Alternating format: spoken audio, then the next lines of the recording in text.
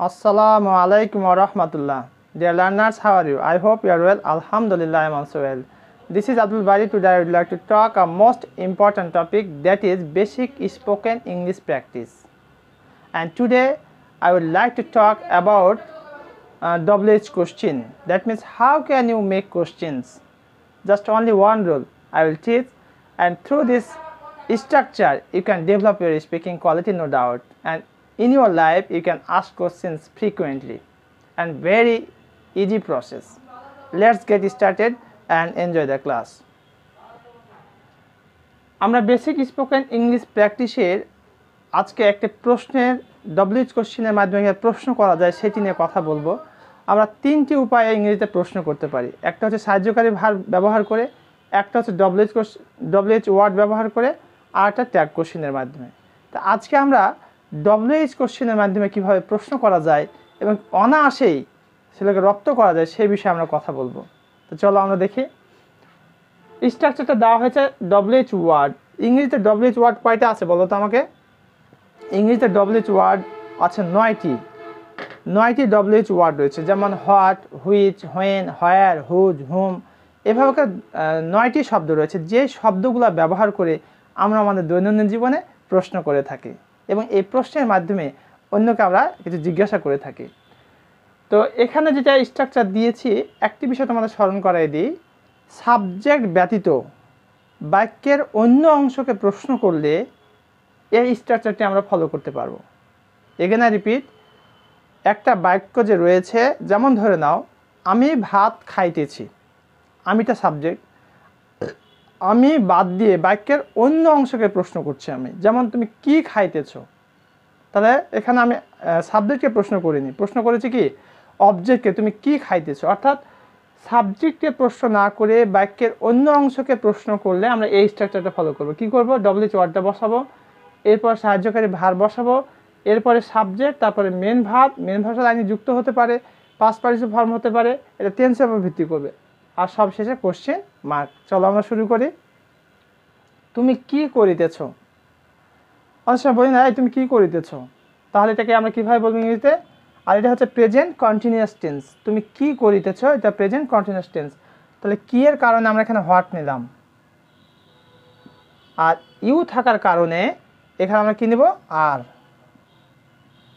What are you, আর করার ইংরেজি হচ্ছে do. What are you doing, তুমি কি করছো, কি করিতেছো মানে কি করিতেছো মানে করছো। তাহলে হোয়াট আর ইউ ডুইং, তুমি কি করিতেছো। যদি বলা হয় তুমি কি পড়িতেছো, হোয়াট আর ইউ রিডিং। তুমি কি খেলিতেছো, হোয়াট আর ইউ প্লেইং। কিভাবে করিতেছো, কোনো একটা কাজ করছো, তখন তোমাকে জিজ্ঞাসা করা হচ্ছে কিভাবে করিতেছো। করিতেছো মানে করতেছো। আচ্ছা, কিভাবে করিতেছো, তাহলে কিভাবে নিয়ে যাচ্ছে how. How are you doing. এরপর বলছে কোথায় করিতেছো, কোনো একটা লোকেশনে কোনো একটা কাজ তুমি করিতেছো, তখন জিজ্ঞাসা কোথায় কাজ করিতেছো। তাহলে কোথায় করিতেছো, কোথায় ইংরেজি হচ্ছে হোয়ার। স্থান বোঝার জন্য আমরা কী ব্যবহার করবো? হোয়ার। হোয়ার আর ইউ ডুইং।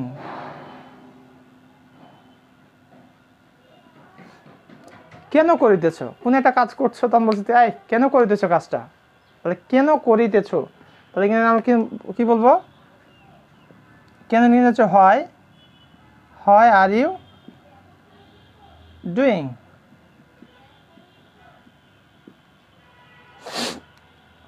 কি লিখছো, কেউ কিছু লিখছে, তোমার ছোট বোন অথবা তোমার বড় ভাই বা কেউ কিছু লিখতেছে, অথবা ক্লাসের শিক্ষার্থীরা কিছু লিখছে, তখন শিক্ষক যে বলছে কি লিখছো, তাহলে কি লিখছো ইংরেজিতে আমরা বলবো এটাকে কি ইংরেজি হোয়াট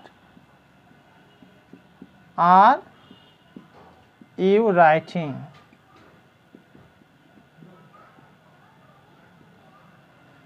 আর তার আগে একটু বলে নিই, দেখো এখানে ডব্লিউএইচ ওয়ার্ড আমরা প্রথমে বসাচ্ছি প্রত্যেকবার, তারপর সাহায্যকারী ভার্ব আর বসাচ্ছি, এরপর সাবজেক্ট ইউ বসাচ্ছি, তারপর মেন ভার্ব ডু, তার সাইন যোগ, যেহেতু এটা কন্টিনিউয়াস টেন্স যার কারণে, আর শেষে কোশ্চেন মার্ক।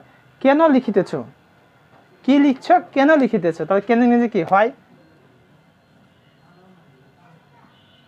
হয় are you writing. In this way, we can learn more. Let's know more information about all these.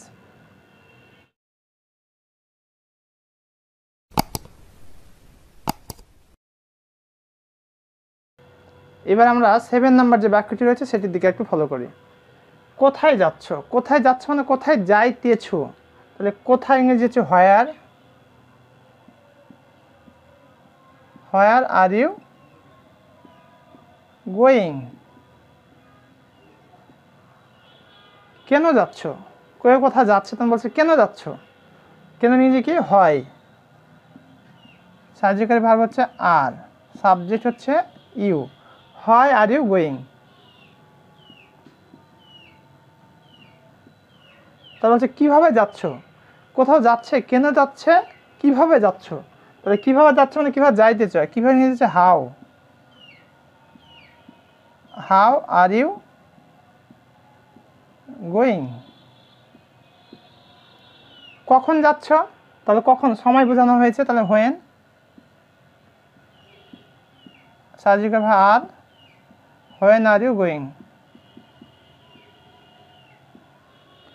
কি খাচ্ছ?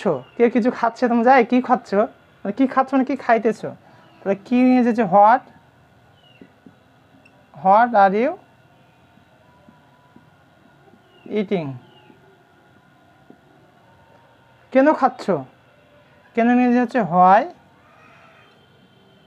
আর ইউ ইটিং?